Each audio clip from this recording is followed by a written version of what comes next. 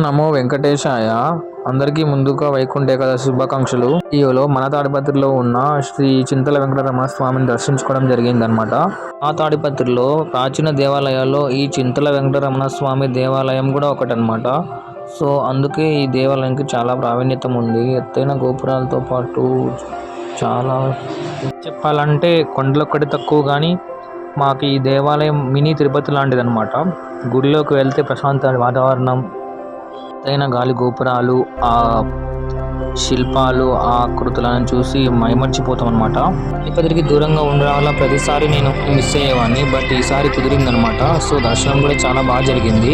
అయితే మనం గుడి ప్రాంగణంలోకి ఎంటర్ అయ్యానమాట. ఇది వచ్చేసి ధ్వజస్తంభం అండ్ గుడి ప్రాంగణంలో దీపాలు వెలిగిస్తున్నారు అనమాట.